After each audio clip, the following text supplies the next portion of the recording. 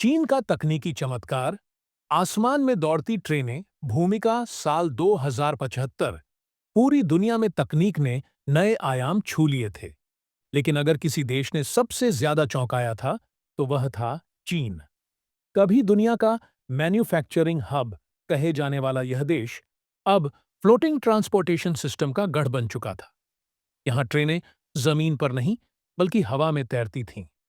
सड़कों पर गाड़ियां नहीं बल्कि चुंबकीय शक्ति से उड़ने वाले वाहन थे। और गगनचुंबी इमारतें अब एक दूसरे से एयर ब्रिज के जरिए जुड़ी हुई थीं। लेकिन यह सब हुआ कैसे? चलिए इस अविश्वसनीय तकनीकी यात्रा को समझते हैं। तकनीक की उड़ान। जब ट्रेनों ने छोड़ी जमीन। वन मैग्लेव से एंटी ग्रेविटी ट्रेन तक का सफर।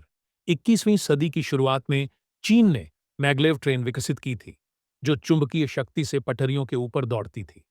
लेकिन साल 2050 तक चीनी वैज्ञानिकों ने एंटी ग्रेविटी तकनीक विकसित कर ली थी। यह एक ऐसी खोज थी जिसने भौतिकी के पुराने नियमों को चुनौती दे दी। कैसे काम करती थी यह तकनीक? वैज्ञानिकों ने पृथ्वी के गुरुत्वाकर्षण बल को निष्क्रिय करने के लिए क्वांटम फ्लोटेशन टेक्नोलॉजी विकसित की थी। इसके जरिए ट्रेनें हवा में 500 से 1000 मीटर की ऊंचाई पर तैर सकती थीं। 8000 नामक ट्रेन लॉन्च की, जो 8000 किलोमीटर प्रति घंटा की गति से चल सकती थी। यह बीजिंग से न्यूयॉर्क तक का सफर मात्र 2 घंटे में पूरा कर देती थी। इस ट्रेन की विशेषताएं: यह पूरी तरह ईंधन रहित थी और ऊर्जा के लिए सोलर और क्वांटम बैटरी का उपयोग करती थी। इसका पूरा सिस्टम एआई सुपर कंप्यूटर द्वारा नियंत्रित था। यात्रियों को किसी टिकट या पासपोर्ट की जरूरत नहीं थी। फेस स्कैन होते ही उनका टिकट खुद ब खुद बुक हो जाता था। ट्रेन की दीवारें ट्रांसपेरेंट ग्लास से बनी थीं, जिससे यात्री सफर के दौरान बादलों के ऊपर का अद्भुत नजारा देख सकते थे। भविष्य का चीन। हवा में तैरता एक देश। वन फ्लोटिंग हाईवे और उड़ती कारें।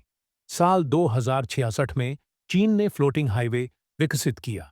ये हाईवे जमीन से 500 मीटर ऊपर चुंबकीय शक्ति से तैरते थे।